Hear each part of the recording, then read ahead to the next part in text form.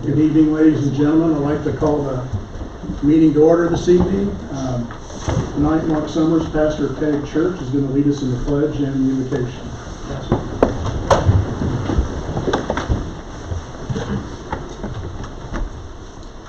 I pledge allegiance to the flag of the United States of America and to the republic for which it stands, one nation, under God, indivisible, with liberty and justice for all.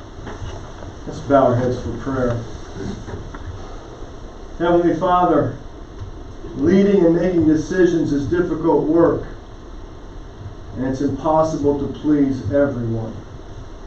So prayer for guidance is a necessary component to this meeting tonight. So pray for help from heaven concerning the matters at hand. Grant these leaders discernment so they can envision the best path forward and give them a sense of accountability and responsibility, ensuring our community's needs are met.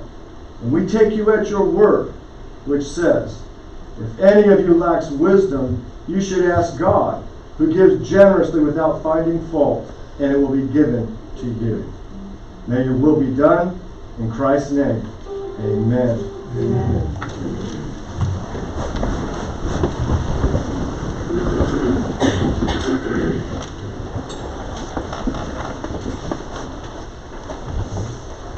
Okay, item C, seek a motion to approve the agenda with... Mr. Mayor, staff sent out a revised agenda earlier today, so you don't need to modify it from the bench. The one you have in front of you is good to go as presented. Okay, just wanted to make that point. Thank you. With that, motion to approve. Make a motion to approve the agenda. Second. Keats made the motion. Aldridge seconds. All those in favor say aye. Aye. Any opposed? Motion carries. Citizen comments. We allow for 3 minutes for citizens.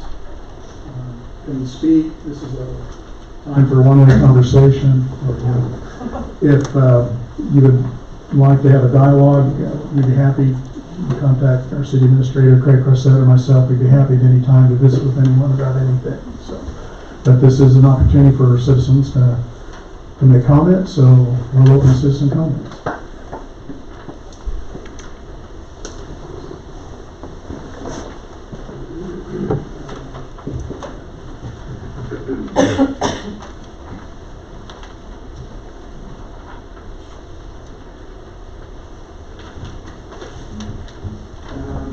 My name's Ed Knox, and I live at 120 East First Avenue.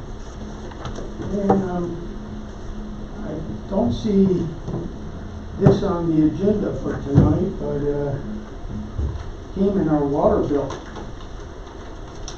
And single hauler trash service? Are we trying to go to one single hauler for the city?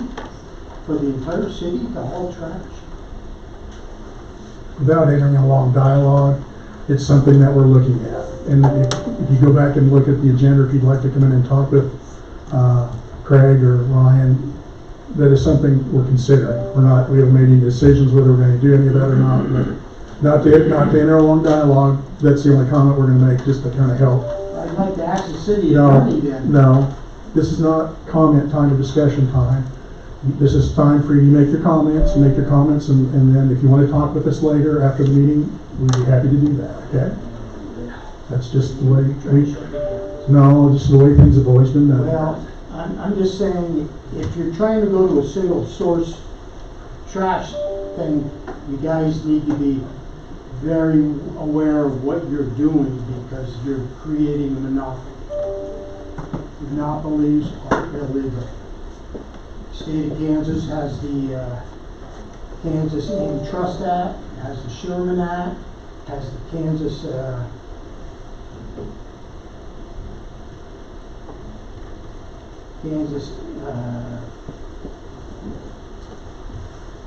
Consumer Protection. All three of those state that in the state of Kansas, monopolies are illegal. Any municipality trying to do that is in violation, and they,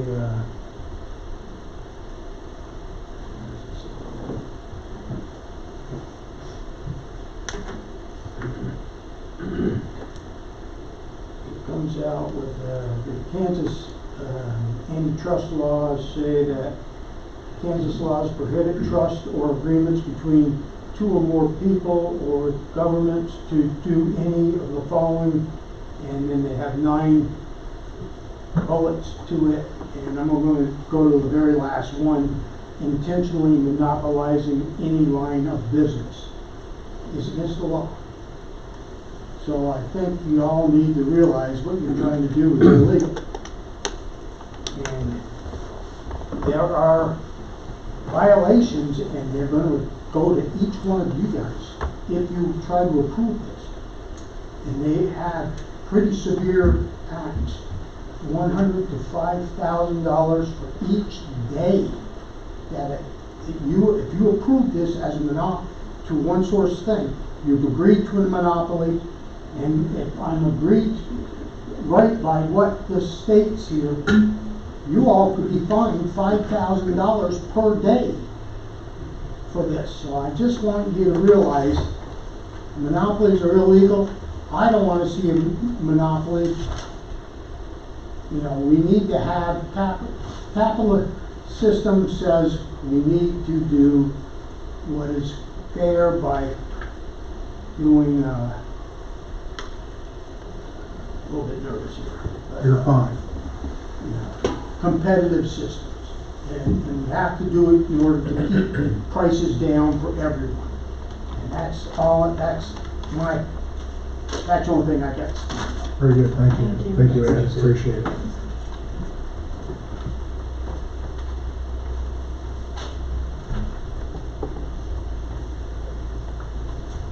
Okay, anyone else this evening?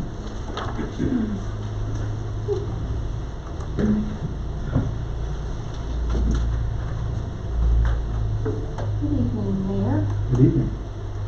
members. My name is Jody Bernard, and I live at 127 North Cedar Street. First of all, a couple of things, get out of the way. Randy is not here tonight because he is recovering from getting 2 trees removed from our yard to satisfy the city. And also, well, he learned that he is not the 30-year-old man that he thought he was in the process. I'd also like to wish you happy Festivus. If you ever watched Seinfeld, I don't need to explain that. And if you didn't, well, more's the pity. But it's basically Christmas for the rest of us.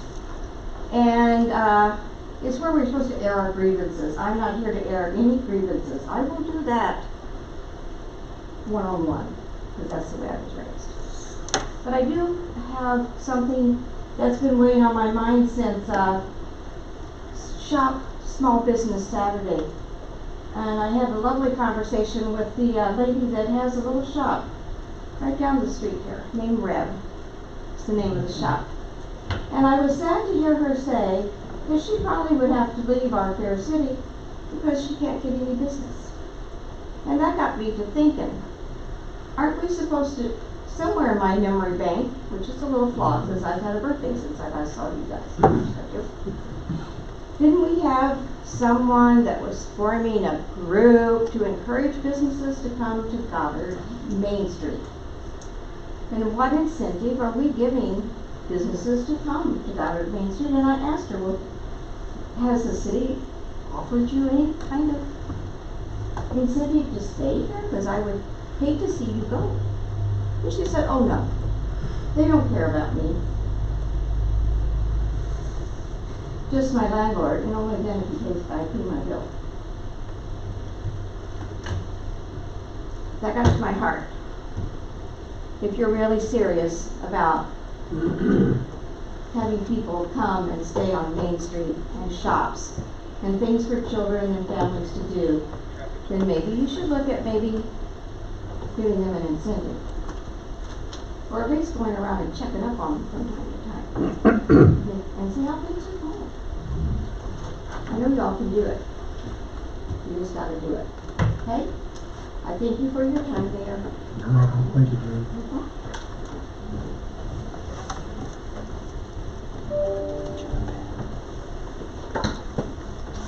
Anyone else this evening?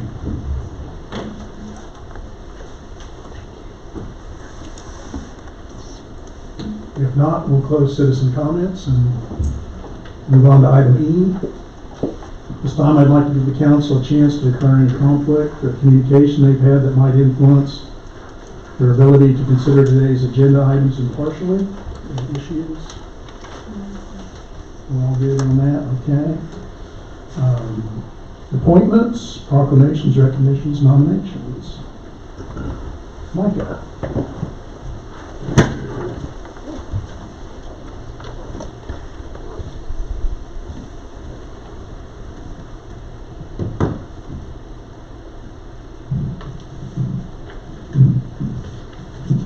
Mayor and City Council, this is F1, this is the reappointment of planning commissioners. So, quick background, planning commission operates on a 3-year term basis with 1/3 of the planning commissioners being reappointed each year.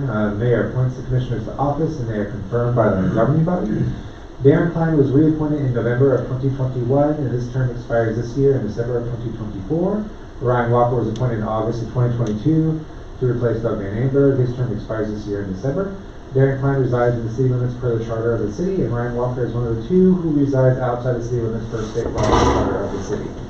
Mayor Lee makes a recommendation before the city council for their reappointment to another 3 years. This is the bylaws, so the commission shall organize annual and the first regular meeting after the annual appointment of new members, which is normally the first city council in December.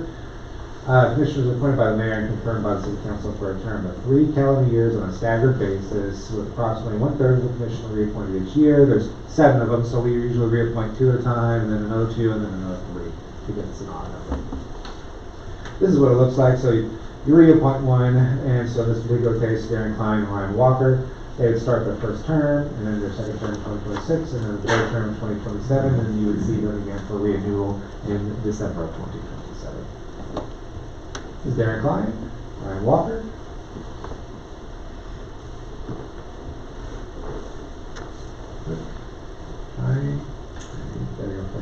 Financially and legally approved as a form.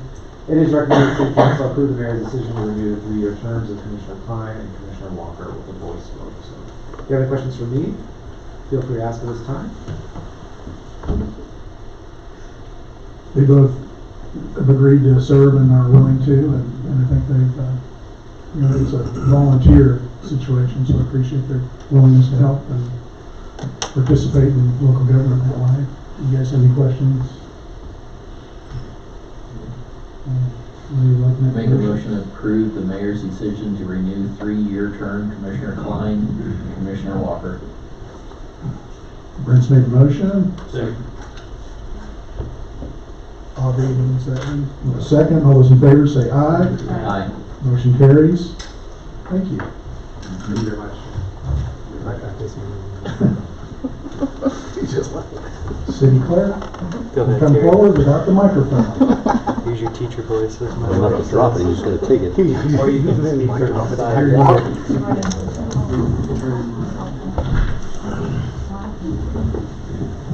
sure he'll be back momentarily. Good evening, Mayor and City Council. It is with great pride and excitement that we recognize Sarah Simon, Utility Billing Clerk, for her recent achievement in passing the Society for Human Resource Management exam. This significant accomplishment reflects her commitment to personal and professional growth and is a testament to her hard work and determination. Sarah joined our team in August of 2019 as Utility Billing Clerk, and over the past several months she's been training alongside me to take on the duties of City Clerk upon my retirement. Her recent success in passing the SHRM exam further highlights her dedication to continuous learning and expanding her skill set, especially in the area of human resources.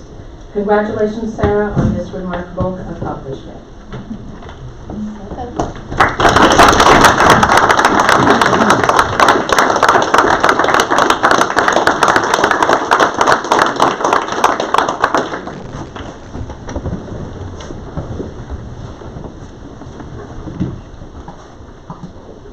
congratulations again. We appreciate all the hard work and look forward to great things as we continue in that new role. I'm going to take liberty here and want to talk for a moment about establishing a new tradition for the city of Goddard and for the mayor. Tonight I would like to recognize two people as the 2024 Volunteers of the Year. And probably not going to present any plaques or anything tonight, but I do have a card for a couple people that I'd like to recognize. And the plan is to have a plaque set up, and this will become an annual item for our community to recognize people that have done great things to make our community a better place to live and improve the quality of life. So with that, I would like to announce that I'm recognizing Karen Keatley and Amanda Treadwell as the 2024 Volunteers of the Year. Karen's here. Please stand up and be recognized.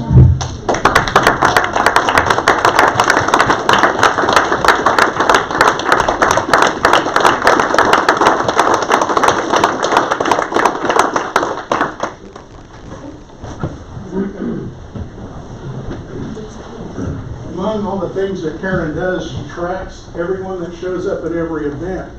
And she's always asking for my signature when I show up, and I'm still trying to find a stamp to give her so I don't have to sign anything. And you can't read his handwriting. That's true too. Mayor, would you like a photo with her for? Yeah, no, that'd be great. The other thing I'll say is that if not for Amanda and Karen, we would not have a Meals on Wheels and friendship meals being served every day in the community center. Right now they're providing about 30 meals, between 10 and 12 are being delivered every day. It's something that should have been happening in this community long ago. The membership of the senior center is over 400, and every day there's somebody being added. It's just been an amazing thing to watch, and thank you so much for all your efforts. Thank you for your help. We couldn't do it without the city either, so. Thank you, congratulations. I guess the picture person behind is, or in front Oh, of us. sorry. This is your picture, so. Well, hide part of it, George. Here, like they say, from up here. Yeah, your eyes are up there. Thank you. Amanda's not here tonight, but. He's not feeling well. Appreciate all their efforts.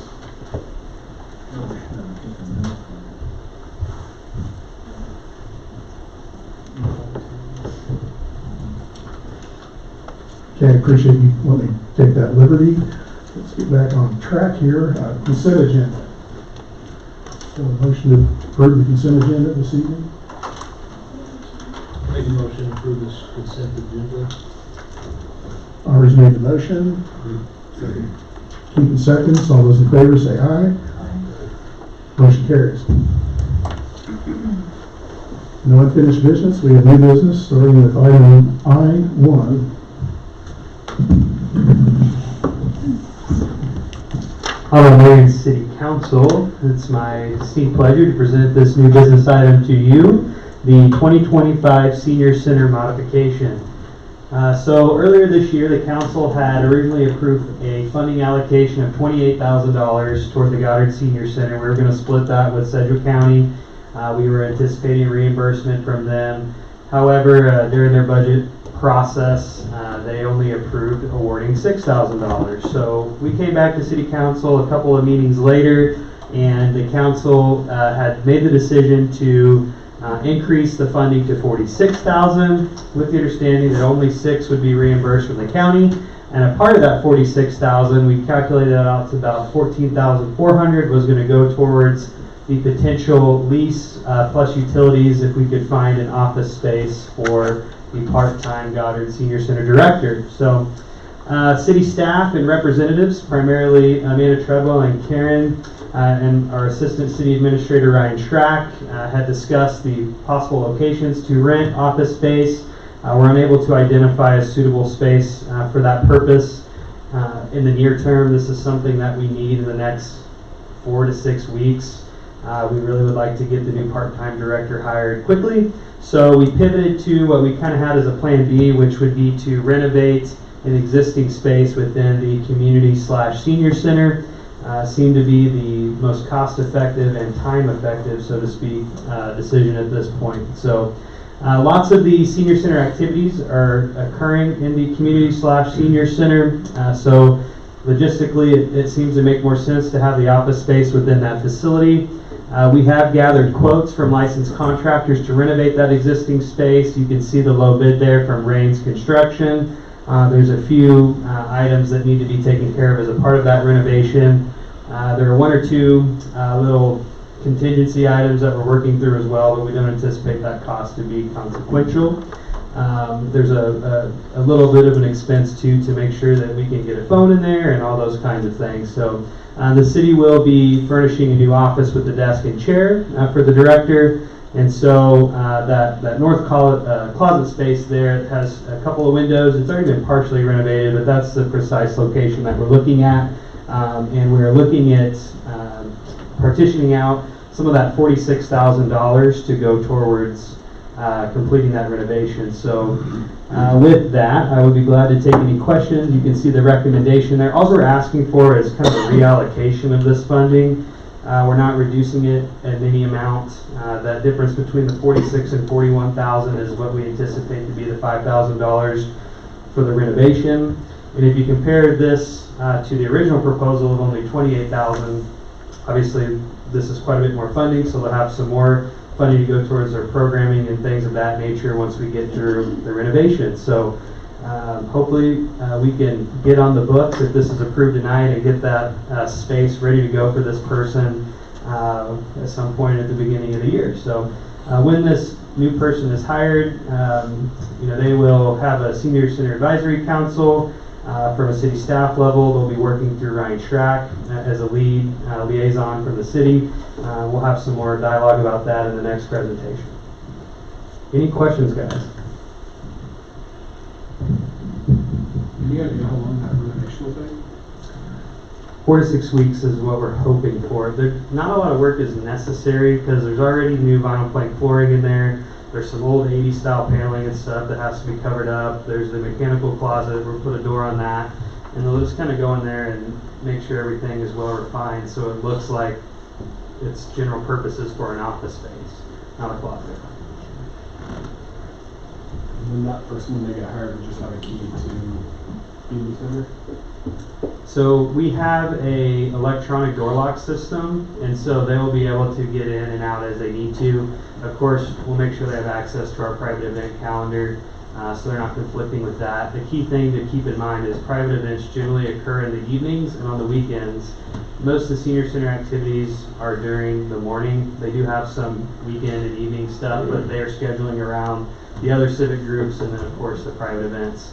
Private events are becoming fewer and further between because we have so much civic group activity over there, which is a great thing. We love to see the facility utilized.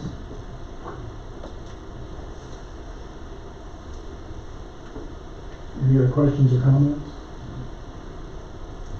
Are you, Kristen? All right, you good? Yep, I'm good, thank you. You entertain a motion to approve this. Make a motion to approve. Keith makes a motion to approve. Second? Brent seconds. All those in favor say aye. Aye. Motion carries. Thank you.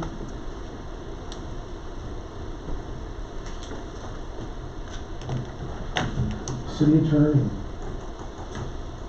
Brian Peck. Batter up, dude. Senior Center Advisory Board formation.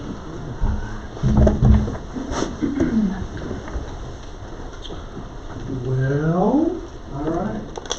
So we're talking about seniors. We've been doing a lot of things to advance senior causes in the community, and this agenda item is for purposes of forming a senior citizen advisory board, which will meet. It will be an advisory board that will make reports and recommendations to the city council.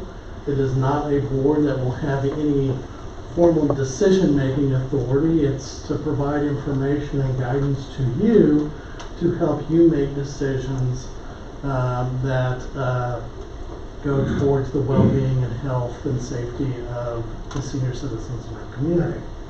So, during this past year, the senior center has grown significantly. As the number of participants has grown, so has the amount of programming and the assorted activities.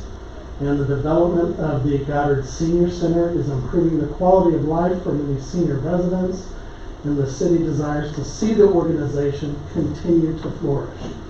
So earlier this year, City Council allocated funds in the 2025 budget for the Goddard Senior Center, and Sedgwick County awarded a $6,000 grant to be used by the Senior Center in 2025. So in conjunction with the upcoming hiring of a part-time director, it's been determined that having an advisory board will also aid in further growing the center. So, the board will consist of 7 members, which will be appointed by the mayor with the consent of the city council, just like any other officers, appointees of the council. Up to 3 of the board members may live outside the city limits of Goddard. The initial board members will serve staggered terms with 1-, 2-, and 3-year term appointments. Upon the expiration of the terms of members first appointed, succeeding members shall be appointed in a like manner for terms of 3 years. The idea is with the initial group to start getting a staggered turnover, but eventually they'll just do 3-year terms. City administrator or his or her designee will also serve as a non-voting ex officio member of the board. Board will be advisory to the city council, will forward its suggestions and recommendations to the council through the city administrator or his or her designee. The board will make quarterly presentations to the council to discuss the activities and accomplishments of the senior center, along with future goals and activities. Financial reports will also be submitted to the city and to the CFO on a monthly basis. So, obviously there's small publication costs for the ordinance, legal approved as form. So it's recommended that the council waive the reading of the ordinance and approve the ordinance for the creation of the Goddard Senior Citizens Advisory Board. Any questions? We're good? I make a motion to waive the reading of the ordinance. Second. Brent's made the motion to waive the reading of the ordinance, and Krista's made the second. Flip a coin and split that for you guys.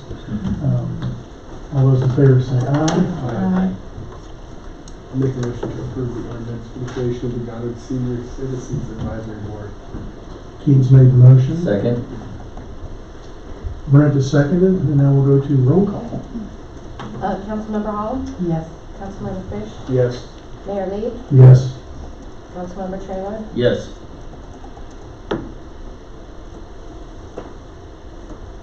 Councilman Burr? Leroy? Yes. Collins, I'm sorry. Terry needs vacation. She's about to take. Motion carries. Next item on the agenda is the creation of the land bank. That's your idea? He does exercise. Warriors too popular tonight. Well, we'd like to get you on the agenda once in a while. Nobody wants to ever hear from a lawyer. Okay, this is creation of city land bank. So Kansas law was enacted in 2009 that created these city land banks. Gives the governing body of any city the ability to establish a city land bank by passing an ordinance. Most of the time it is used in cases of dilapidated or vacant properties that are acquired by the city and placed into the land bank to help encourage redevelopment of the land. When properties are placed in that land bank, ad valorem taxes are halted. Special assessments can be temporarily placed on hold and then re-amortized when the property is removed from the land bank. Many of the communities surrounding Goddard have similar land banks. Wichita has one, Valley Center, Hayesville, Bellaire. In this particular case, the creation of the Goddard Land Bank will be useful for future developments. At this time, there are a number of small vacant parcels in which the city owns and is required to pay property taxes annually. So once that land bank is established, those parcels can be placed into the land bank and the property taxes will be suspended. Dilapidated vacant properties can be placed in the land bank. The ordinance establishing the land bank is attached to the staff report. It will create a new chapter in the city code, chapter 17. And as established in the ordinance, all of you will have the privilege of serving as the board of trustees for the land bank. So periodically what we will have to do is go out, we'll have to go into a board of trustees for purposes of the land bank, come out of that, and then put your city council hats on. So it's a different role. There is small publication costs for the ordinance and approved as a form. So it is recommended that the city council waive the reading of the ordinance. And number 2, approve the ordinance for creation of the Goddard Land Bank. Any questions? Discussion? You want to sign? Yeah. You were here? Just give me I make a motion that we waive the reading of the ordinance. Second. Brett's made the motion. Keaton's jumped in the second. Yeah, I had to get one. All right. All those in favor say aye. Aye. I'll make a motion to approve the ordinance for the creation of the Goddard Land Bank. Do I have a second? Second. Keaton seconds. Roll call. Councilmember Hall, Yes. Councilmember Fish, Yes. Mayor Dave, Yes. Councilmember Trailer, Yes. and Councilmember Collins. Yes. All right. Motion carries. Thank you. Thank you. Ordinance 987. 987. Next up, Bond Counsel Kevin Cowan. And Brent's going to step out of this, recuse himself. Good evening. This agenda item is perhaps the final step in meeting the requirements of the development agreement that the city agreed to and signed 6+ years ago, and it's been amended through the years, but this is the Star Bond development that we're talking about. As I referenced, there's a development agreement. City has amended it several times, but it's provided for the development of the Genesis Sports Complex. In that development agreement, the city agreed to issue its industrial revenue bonds for development projects and grant a 10-year ad valorem tax abatement on project components that were the Star Bond attractions. So the ball fields, natatorium, and sand sports qualify for a property tax abatement, and any common areas to serve those project components, with all other components being subject to ad valorem taxes. So the things you're thinking of, hotel and health club, those things are subject to ad valorem taxes. In 2022, the city issued the first series of industrial revenue bonds under that development agreement to cover what was essentially phase 1. And so I referenced it a moment ago. There's a hotel, there's a health club, natatorium, water park, daycare, ball fields. Both sets of ball fields were part of the 2022 issue. This discussion this evening, the topic is for phase 2, which I think of it in terms of lots 7 and 8, but it's the Southwest development with the sand sports and parking and sports bar. This issue would be for $9,685,000. And again, it covers the second phase: sand sports, pickleball, sports bar, and restaurant. So the background is, and some of you, or in fact maybe all of you, missed out on all the preliminary steps. You have a little bit of experience with it in the last year or so, but with industrial revenue bonds, you know, there's a public hearing, a cost-benefit analysis, all related to the issuance of the industrial revenue bonds and the granting of a property tax abatement. So that was done with a maximum principal amount of $65 million. And so if you do the math on the last slide, we're at more than 50 million total, but less than that maximum that was approved through that statutory process, public hearing, cost-benefit analysis.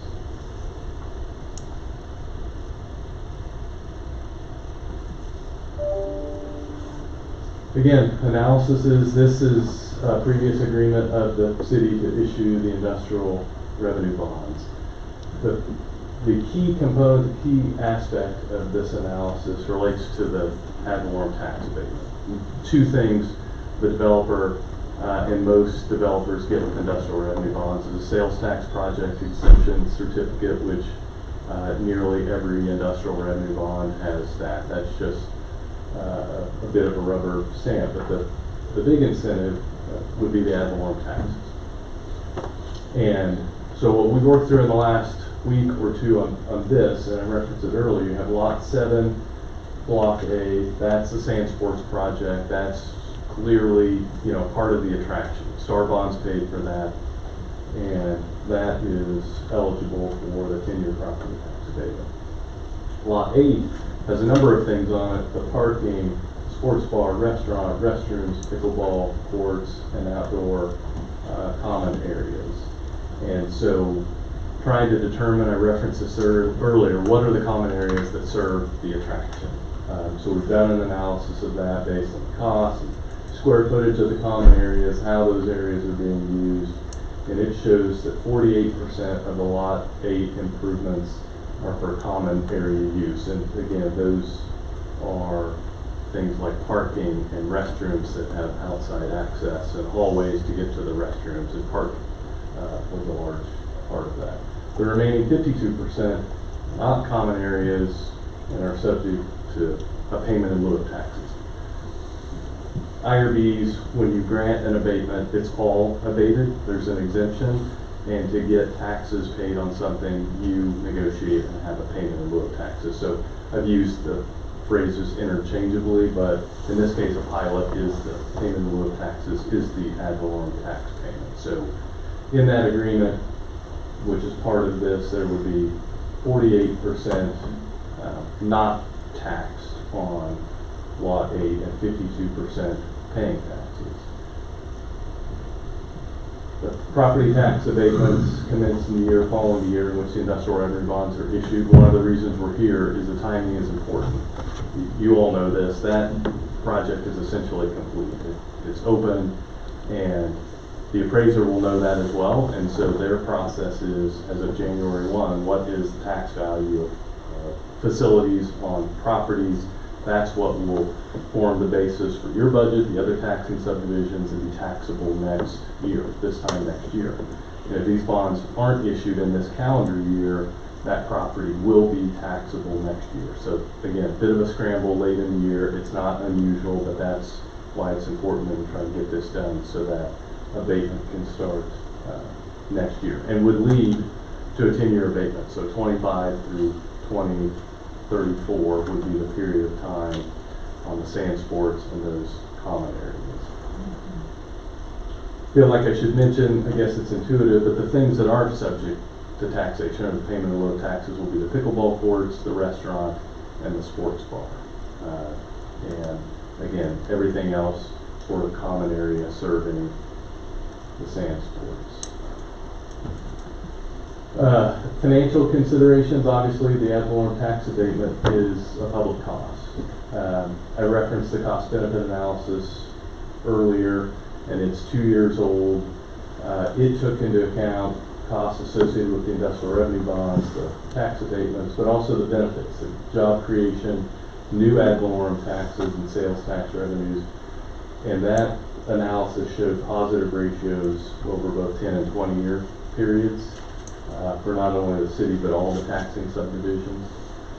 So positive results under that analysis. I put this, it's almost straight from the statute because it's worth saying and reading.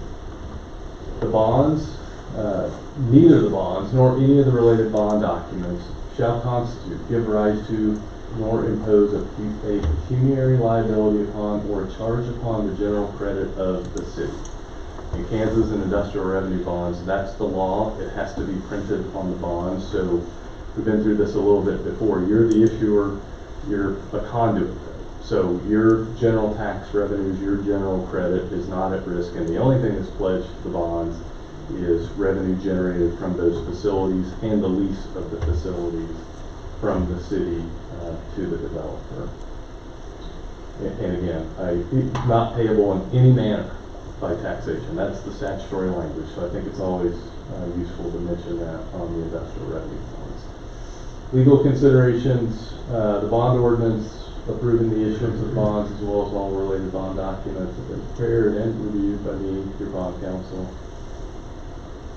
Recommendations and actions, I'm glad somebody caught this. I was thinking when I prepared on this report, I did not have waive the reading of the ordinance. So if you consider and pass the ordinance, it would authorize the execution of all the necessary documents in connection with the issuance of the bonds and the issuance of the bonds. So I'll stop there. I've said a lot. You all, as a group, are getting in on this at the end. I mean, this is a 6, 7, 8 year process, and this is, at least to my knowledge, sort of the final phase of the Star Bond development as we know it, phases 1 and 2. Questions? I think I would just make a comment that this division of the percentages is not a negotiation. It's actually built into the development agreement.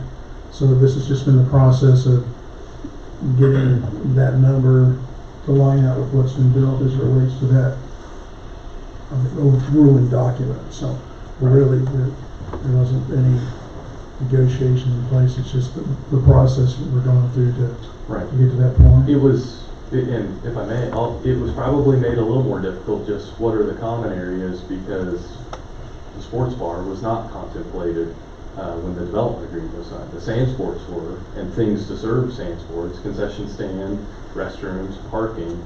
But when you wrap that in a sports bar, which is good news, I mean, that's more taxable property of another business in the city. It's just, how do we get comfortable that that's the common area that the city agreed could be abated on the ad valorem taxes along with the sand sports. So again, it's none of that was mentioned in the development agreement, made it more challenging, but it's a good problem because the sports bar is a larger investment than maybe was contemplated.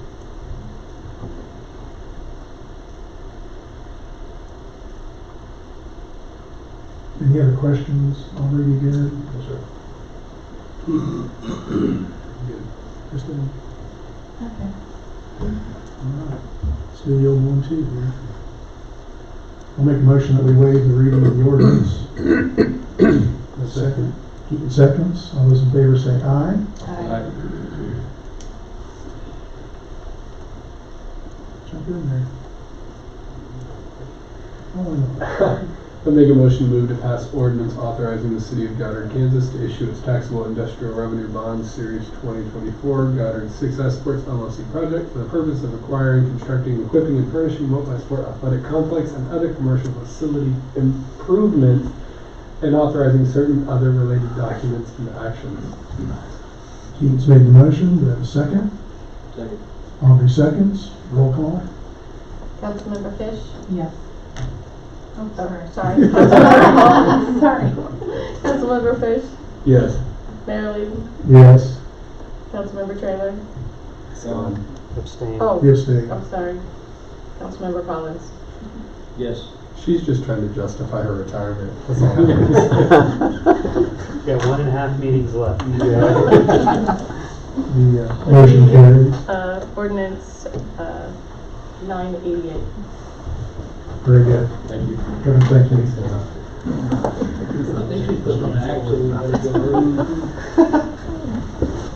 We're not doing that. Oh, my goodness. Thanks, Kevin. Rick, you're up. Thanks, sir. All right, for item I-5, I'm going to request permission to advertise the mowing RFP. City solicits bids for mowing city property rights of way for nuisance abatement. This will during our mowing season, which spans from March 30th through October 30th. The 2025 mowing request for bids RFP includes weekly maintenance of just about a little over 2.6 million square feet, or a little over 60 acres of mowing. And we're dividing it this year, this is a new thing, into two categories. We're going to ask for bid option A and bid option B. Bid option A will cover detailed turf care for services for the city park, city hall, around the community center, and the city library, and that's going to require a much higher standard of care. Edging, detailed weeding the cracks in the sidewalks. We're also going to ask for them to regularly weed the weeds in the cracks in the sidewalks on Main Street from 2nd all the way to Linear Park. And then out in front of the library, we seem to have issues with them never hitting those, and so that's going to be another thing. So we're going to, and then we're also going to have bid option B, which includes weekly mowing and trimming for city rights of way and other city-owned properties that aren't parks or city hall or things like that. And that is going to be basically the standard of mowing we have now. Mow it and weed it every week. When we release this, prospective companies will have the opportunity to bid on either option A, option B, or both. But we anticipate a price difference for option A because of the higher level of care we're asking for. We're scheduled for release, if approved, so to release this on December 20th, which will be Friday. And we will request the proposals for mowing service for 2025 with an option for the city to extend the service to the same company if they do good work, 26 and then into 27 as well. Completed bids must be submitted no later than 4 o'clock on Friday, February 7th, 2025. If approved, costs be allocated to General Fund Parks and Recreation, public space right-of-way mowing. It's approved as to form. Any questions? Pretty simple. Pretty simple. Any other comments? We're good on this side? Okay. If not, I'll entertain a motion to get this thing moving. I make a motion to authorize Public Works to issue the mowing request for bids for the 2025 season. Krista makes the motion. Second. Aubrey seconds. All those in favor say aye. Aye. Motion carries. thanks, Council. Thank you.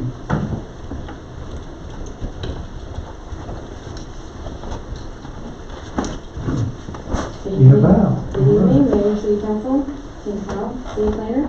I'm presenting I-6, which is the Garber Master Services Agreement.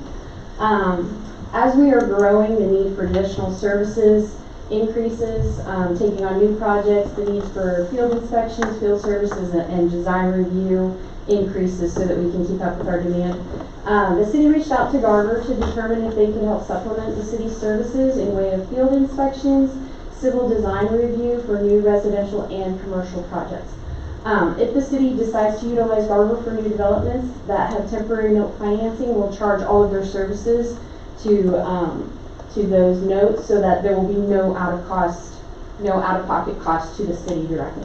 Any project which uses Garber outside of the temporary notes will be allocated to the fund associated with the project. The City Council is considering approving a master services agreement with Garber. Such services could be included but are not limited to the following table outlined on this next slide. This is their client master service rates. So you can see the ones that are highlighted is kind of what we have earmarked currently for a need for services.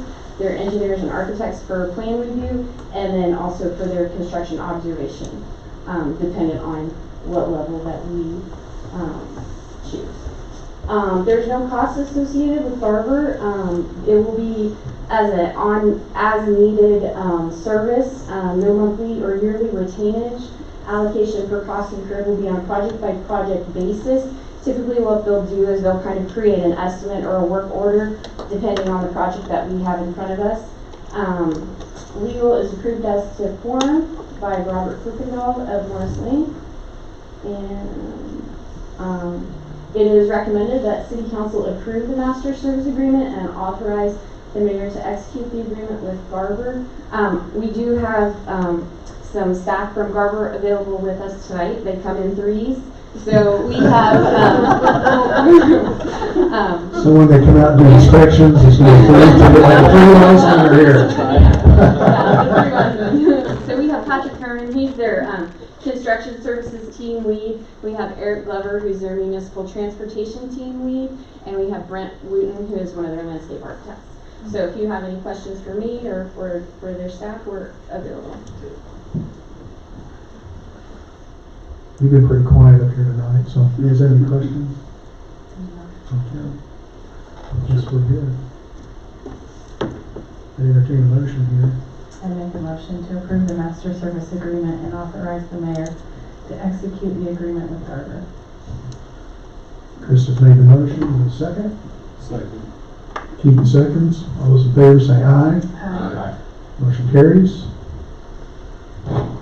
Moving right along.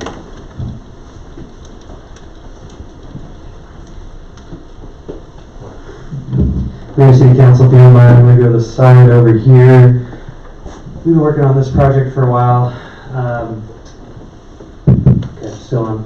When I started about a year ago, I was told that we had a deal with Rural Water District agreement and things are well underway and we were going to be good to go in that regard. And then once I kind of got into the fold, I learned that we'd had some conversations with them, but we hadn't quite done much of the heavy lifting yet. And over the past year, your city staff, Rick Brandenburg, myself, our city engineer Harlan Ford, and of course the good folks at Rural Water District have put forth quite an effort to get us to this point, as does this city council. And I appreciate the way you guys prioritize this in our annual goals back in January, and we're here to execute now in the final city council meeting of the year. A very important generational project for our community. So tonight we're going to look at authorizing the new pump station acquisition, the generator for backup power, the execution of the cost sharing agreement with Rural Water District, and then awarding a bid to a company to do the construction and installation of this project.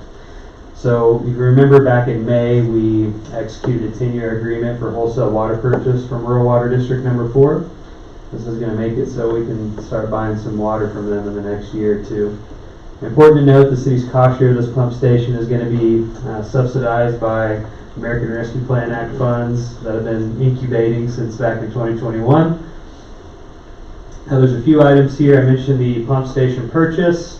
We're looking at an MCI pump station that Harlan spec'd out, 1,000 gallons per minute at 100 psi, aux flow of 200 GPM at 60 psi. We'll have reliability and flexibility for varying demand levels. We're kind of in the Christmas season. I don't know if you guys have seen The Christmas Story. He's specking out that Red Ryder. That's kind of what I thought of when I was putting this together. The MCI pump station and piping construction bid award. So we had 2 bids, UMC and then NOAC. UMC was the low bid. I did some work with this company in the community I served previous. They did a decent job, and of course with a low bid here. The generator purchase, we're looking at a 60 kilowatt diesel generator from Foley. It's got a 5-year warranty on it. $41,000 is the quoted price. We get a lightning storm or something like that, we'll fire that up and we'll have water coming. The cost share agreement with Rural Water District, it's an 80-20 split. And if we have any change orders or anything of the like, that 80-20 will move forward with those. Here's a cost breakdown in your financial subsection. You can see for equipment and install are about $550,000. Engineering design 43, construction and inspection, same amount there. You get your grand total of $635,920.12. You can see the cost share split. In that last paragraph there, you can see where I expound upon the city's remaining ARPA balance. So we're going to be allocating or exhausting that remaining ARPA balance of $347,000. So we're going to be coming out of pocket at about $161,487.90, of which we're going to allocate to the capital improvement fund. Also, special thanks to the legal team, City Attorney Ryan Peck and Robert Kirkendall. They worked hard on this too, whether it was the wholesale purchase agreement or getting this cost share agreement. Recommendation's a long one, but I wanted to get it all in one. That way you don't have to read 3 or 4 of them. I did note here at the end, we're waiting for Evergy to run 3-phase power to a new residential subdivision over there. We're going to kind of let them do that first. That way we're not anticipating the cost. And then we'll have to pay for the secondary line to get the power from the pump station to the 3-phase power, and we'll split that 80-20 with rural water as well. Any questions from the dais? I'd be glad to take them, as would my teammates who have assisted on the project. We just hired Garver, aren't they supposed to be overseeing these projects? This is CED's project. They've done the engineering and design, and they'll do the inspection as well. So Garver's going to be supplementing some of the similar work that CED does. When you've got the amount of community growth that we have, we got to supplement some of the things we have going on. But this project will be full circle through CED's office.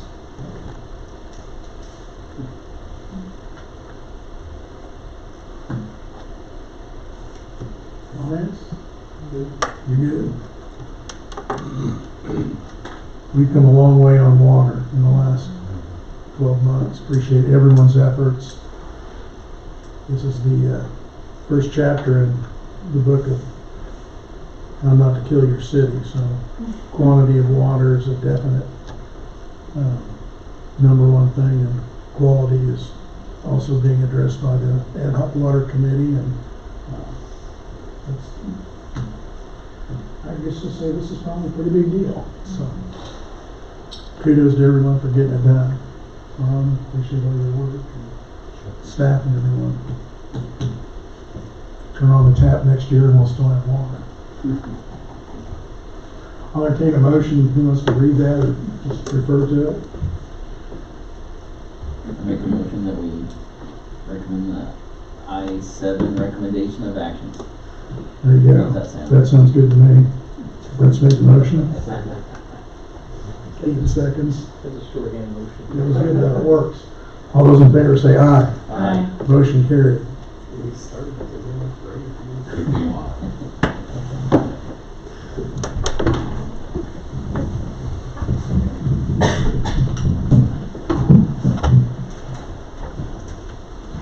Everybody's kind of had a turn tonight. It's kind of interesting.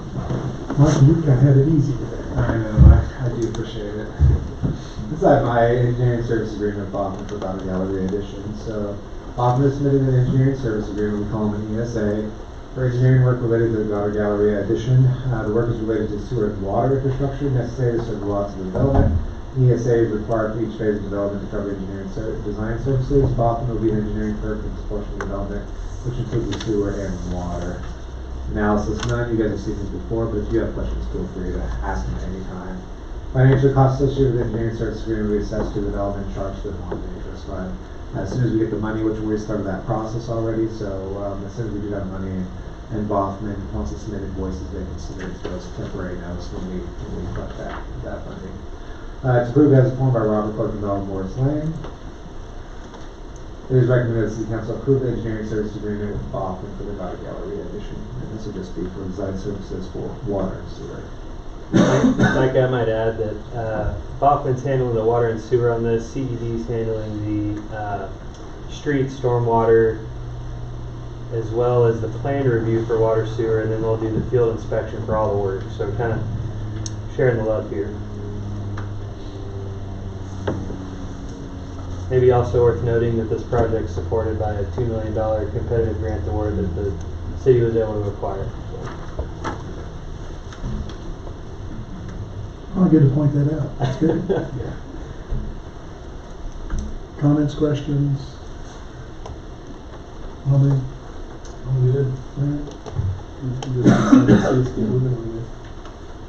Kristen's nodding her head. I'll make a motion that we approve the engineering service agreement with Bond for the Goddard Gallery Edition.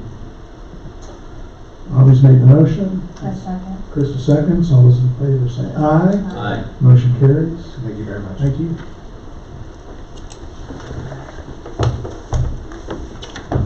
City Administrator's report.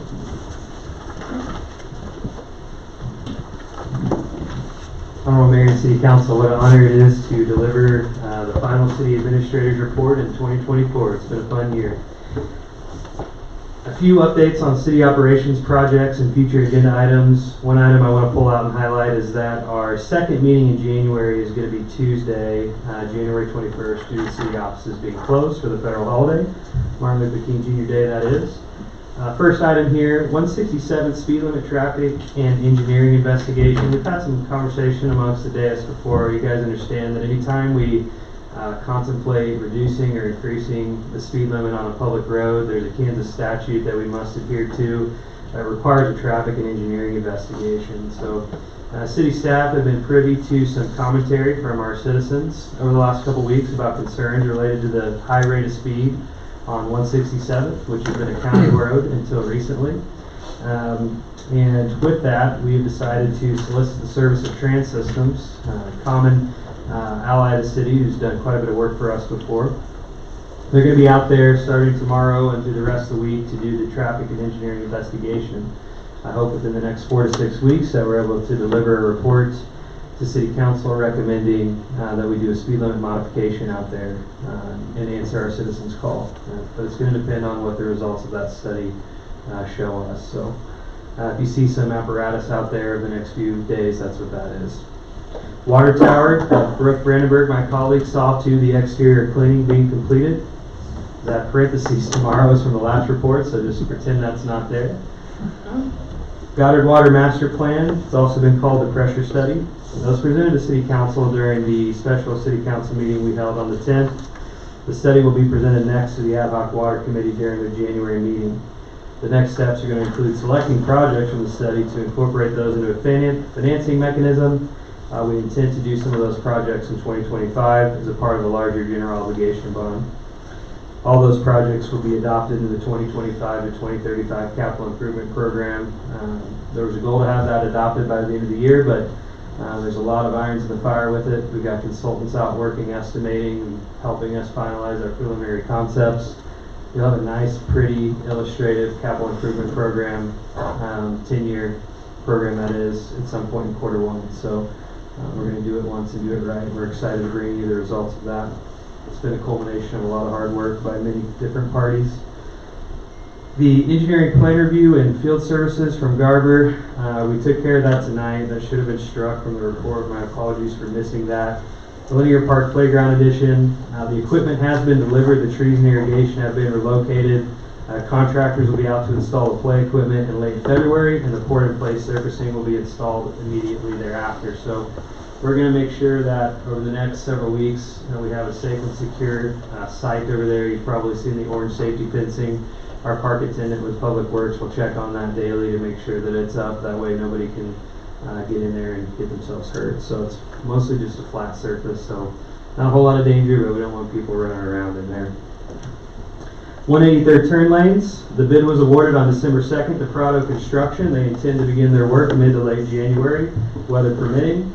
We're going to have a pre-con coming up here. They're actually jumping on that a little quicker than I thought they would. Sometimes February gets a little cold and icy, so hopefully we can stick to a good schedule there. 60 working days. I want to make sure you understand working days are not the same as regular days, so to speak. We only work Monday through Friday, unless we get way behind, and sometimes we'll work a little later and on the weekends. The plan is, as the council had preferred, that we have a full closure there on the north side of 183rd and US 54. Since that may be coming a little bit more quickly, we're going to start getting our public information out this week. We've already started having conversations with nearby stakeholders that may have freight or other frequent traffic going through there. SCADA, January 6, 2025. That's our target for a bid award.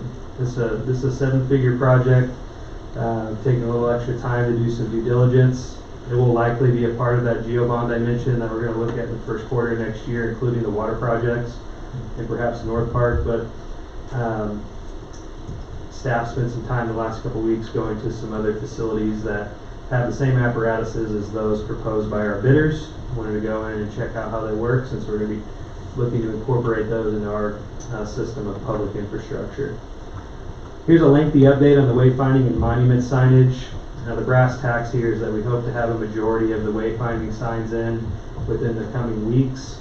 The 4 that are on the KDOT right-of-way are taking a little longer as expected. Those are larger signs and they're regulated by the state, so the red tape is a little bit heftier to get through, so to speak, but we'll get through it. Then we've got our monument signs as well. One's in, we're dealing with the county on that right-of-way, and the other's with the state too, so you'd be amazed the level of bureaucracy that we sometimes have to deal with to get something done that seems so simple to us, but rest assured staff's working hard to try to get these in as quickly as possible. City Council retreat. Annually, we're either going to do a council orientation or a council retreat. Now we're aiming to do that in February. I've got 2 dates there. Those are both a Monday or Tuesday, so get with me and let me know if you guys got any vacations scheduled or times out that you won't be able to participate in that, but it's extremely important that we get together once a year and we do professional development. When we get in here on council meeting nights, we're going through the business, we're receiving one-way comment. That's the purpose of the council meetings. We don't really have a lot of opportunity to get together and develop and grow as a group too. So it'll be an elected officials masterclass put on by a group named Shockey Consulting. A day and a half of training, and it'll be a half day of team building, and it'll be nice to be able to handle all that here locally. The annual goal setting session, I'd like to do it on Monday, January 27th, and cancel the regularly scheduled 4th Tuesday City Council meeting. If you guys don't get back to me within the next several days as far as, if that does or doesn't work for you, then I'm going to go ahead and pencil in that Monday. I think that's going to work best for the majority of the City Council. It's going to be a 2-hour-long workshop. It'll be open to the public, of course, but that'll be the time where we discuss what our annual goals are going to be for the year. A lot of that, we already have the framework for it because we've adopted a 2025 budget, but it's just kind of taking an inventory of it all, dividing it amongst the technical, the adaptive goals and such, just as we did in the previous year. Only a few upcoming agenda items listed there. If you guys have any questions for me or city staff, we'll take them now.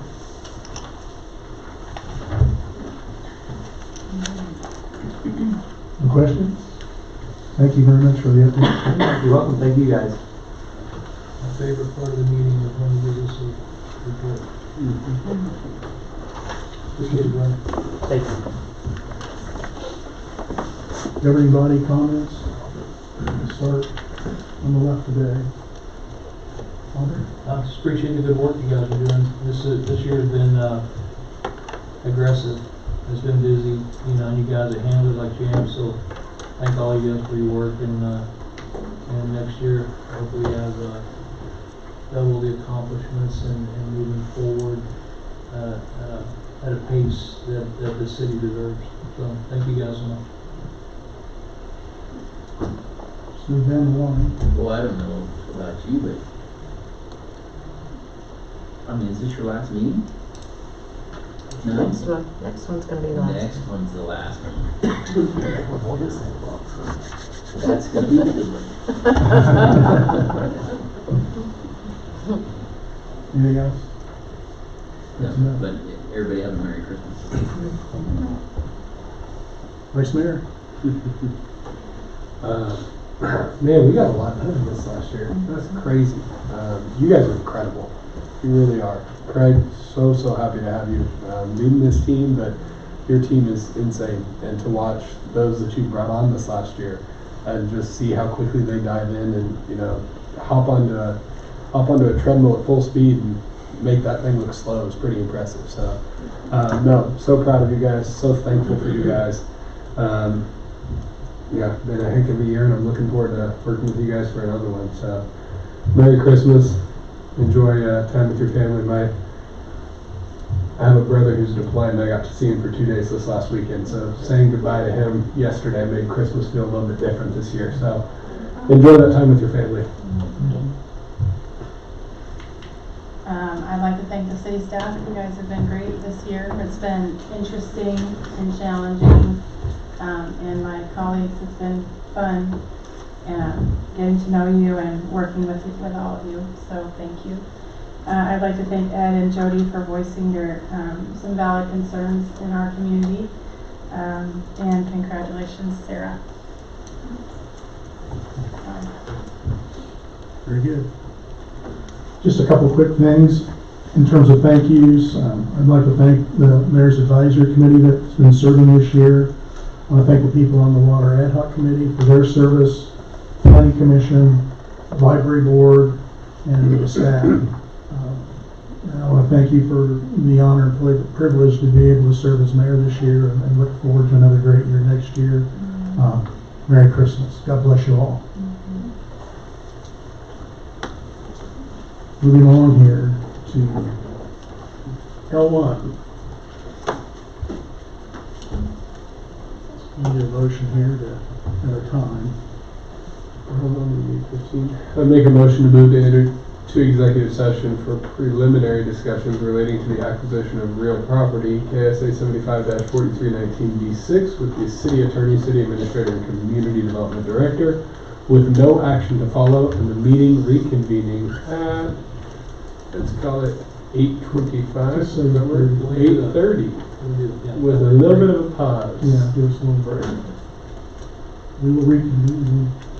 That's the motion. At second. I second. Krista seconds. All those in favor say aye. Aye.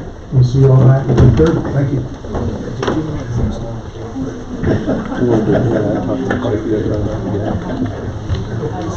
Third party.